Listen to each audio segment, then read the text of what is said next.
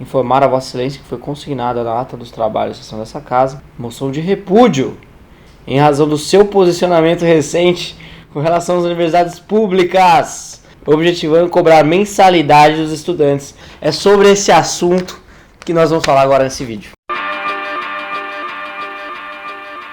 E é um assunto bastante polêmico, né? Porque, no final de contas, a gente nunca pensa muito em coisas fora da caixa e nunca olha os dados, né, de maneira mais global, né, de maneira mais macro. E o que a gente vê hoje no Brasil é uma injustiça de alocação de recursos tremenda, né? A gente aloca muito mais por aluno no ensino superior do que na educação básica. Eu já mostrei isso diversas vezes, né? A gente investe em níveis europeus em cada aluno universitário brasileiro e níveis latino-americanos, enfim, para alunos do ensino básico. A pesquisa do Datafolha sobre isso mostra que quase metade das pessoas são favoráveis à cobrança de mensalidade. E a gente vai tirar agora algumas dúvidas, né? Porque é um ponto que, enfim, gerou um debate bastante intenso.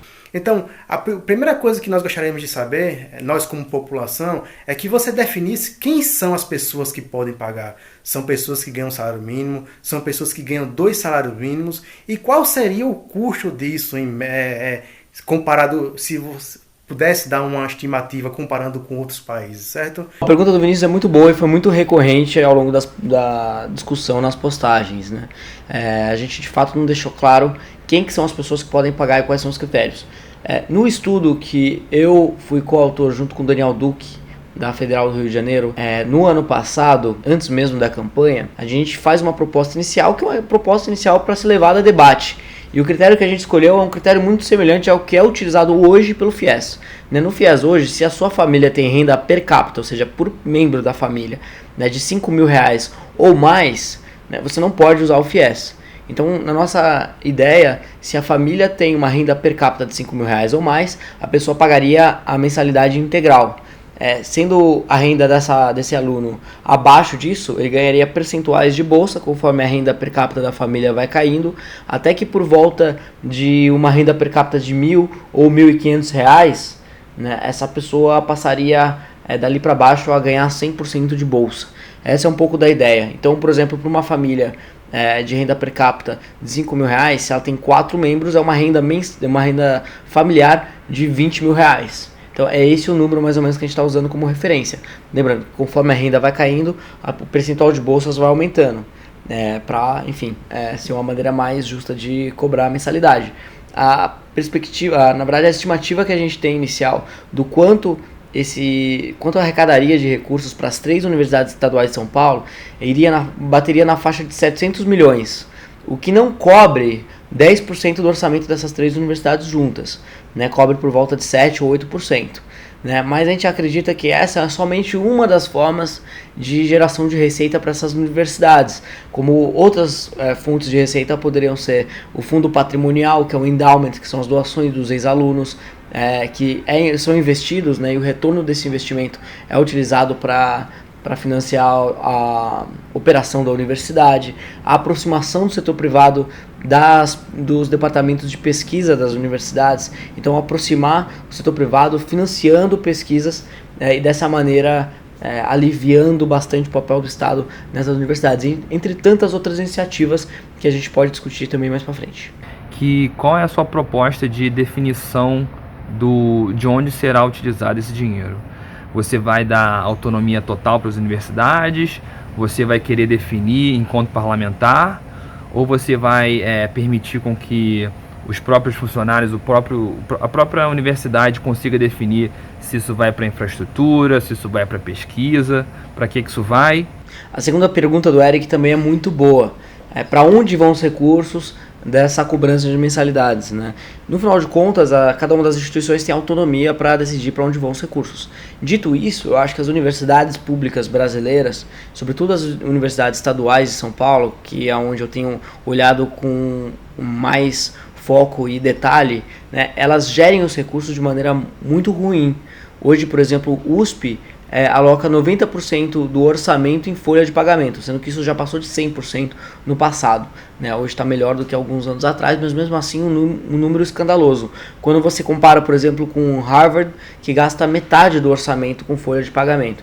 Então, é aquele problema tipicamente brasileiro, um problema com aposentadorias, com salário, com estabilidade do funcionalismo público. Enfim, a gente precisa modernizar a gestão pública no Brasil e as universidades fazem parte dessa agenda junto com todos os outros departamentos públicos do Estado brasileiro, né? Então, eu acho que por conta dessa ideia do conceito da autonomia, a gente não teria uma influência tão grande de onde iriam os recursos. Mas eu sou a favor da gente pensar em uma lei de responsabilidade fiscal das universidades.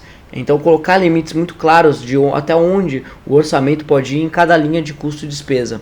Então, dessa maneira, a gente garantiria, né, que essas universidades fossem saudáveis, né, fiscalmente, e que poderiam ter mais recursos para investir nas áreas mais fim e mais importantes para a atuação da universidade, que é o ensino de maior qualidade e pesquisas de ponta mais relevantes. Esse e-mail aqui do Ryan Marques, conforme adiantei por mensagem do Facebook, gostaria de enviar um esboço de projeto para instaurar a cobrança de mensalidades na USP, com os seguintes objetivos: investimento, então novos centros tecnológicos, ginásios, bibliotecas, valorização, aumentar o accountability dos alunos, para que eles deem mais valor aos estudos, e também promover o engajamento das famílias, igualdade, promover uma equidade de oportunidade entre ricos e pobres, de forma que as famílias ricas paguem mais do que as famílias pobres. Eu achei bem interessante essa proposta. Minha experiência acadêmica e profissional, tudo que é gratuito não é dado valor, e isto segue para a educação. Então, tem alguns casos, né, no Brasil e fora, que a gente observou que quando as pessoas passam a ter que pagar a mensalidade de algo que antes era gratuito, elas passam a mudar a forma como elas raciocinam, como elas fazem as escolhas de cursos e universidades, porque elas buscam um retorno sobre aquele investimento que elas estão fazendo. Então, por exemplo, na Inglaterra, em determinado momento começaram a cobrar mensalidades e viram que a demanda por cursos de humanas caiu em diversas delas, porque eles começaram a notar que investindo naqueles cursos, talvez o retorno que eles teriam lá na frente não seria tão bom, enquanto que a demanda por cursos mais técnicos, né, mais voltados para uma habilidade específica que a pessoa aprende, então, por exemplo, os cursos de engenharia e por aí vai, né, aumentaram a demanda bastante, porque existe uma valorização no mercado de trabalho muito maior para esses trabalhos técnicos, porque, enfim, são mais complexos e, portanto, tem uma oferta menor de profissionais. Então, a partir do momento que existe a cobrança de mensalidade, a dinâmica da escolha dos cursos das universidades passa a ser embasada nas dinâmicas de mercado. Isso é muito importante, porque a gente não sustenta de maneira artificial cursos que a sociedade realmente não demanda. Então, é uma iniciativa bastante interessante. Inclusive, universidades importantes na Inglaterra, como Oxford e Cambridge, começaram a cobrar mensalidade. Isso foi algo que já aconteceu lá na Inglaterra. A gente aqui, quando a gente fala de cobrança de mensalidade, a gente não está inventando algo do zero, sabe? Isso já existe e já aconteceu em vários outros países do mundo. Foi super legal poder debater aqui com vocês. Continuem mandando perguntas sobre quaisquer dúvidas que vocês tiverem. E sigam a gente nas redes, né? No Facebook, Instagram, Twitter e por aí vai. É sempre @DanielJoséBR. E é isso aí, pessoal. Valeu!